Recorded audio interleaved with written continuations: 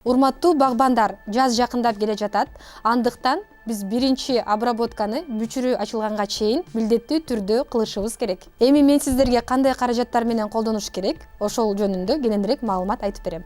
Эң биринчи эле биз козу карындык илдеттерге каршы дарылайбыз.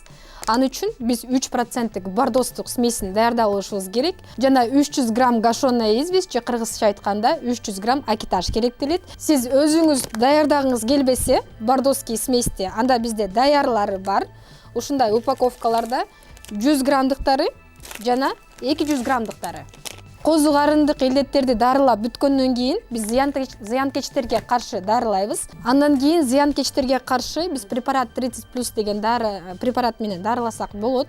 Бул азыркы учурдагы эң сапаттуу жакшы препараттардын бири десек жаңылышпайбыз. Жазгымалы бак дарактарды обрезка кылыш абзел. Андыктан обрезка кылып бүткөндөн кийин сиздер ошол рананы ушундай ранет менен же садовый вар менен жаап койсоңуз болот. Бак дарактарыңыздарды кыйыштырып бүткөндөн кийин бизде ушундай прививочный ленталар бар.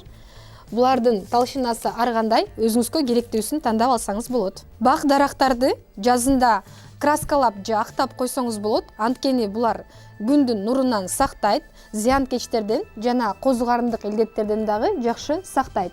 Бизде ушундай 1,5 килограммдыгы бар, 3 килограммдыгы бар жана ушундай садовый атайын бак дарактарга арналган садовый побелкалар дагы бар. Күн жылыганда эле курт кумурскалар абдан көп болот. Алар бак дарактардын үстүнө чыгып, тля деген зыянкечти ташыйт. Аларга каршы бизде ушундай киллер клей жана ловчий пояс дегендерибиз бар. Бул курт кумурскалар өздөрү эч кандай зыян алып келбейт, бирок тляны ташыгандан кийин ал бактын үстүнө чыгып, бак дарактардын сокторун сорот.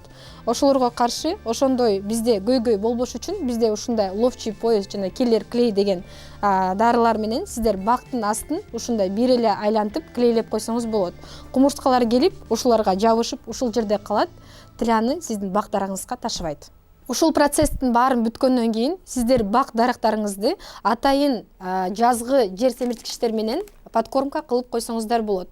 Алар кандай десеңиздер, ушундай НПК деген жер семирткичи бар. Мунун составында азоту 27%, фосфору 12%, калийи 12% жана микроэлементтер камтыган.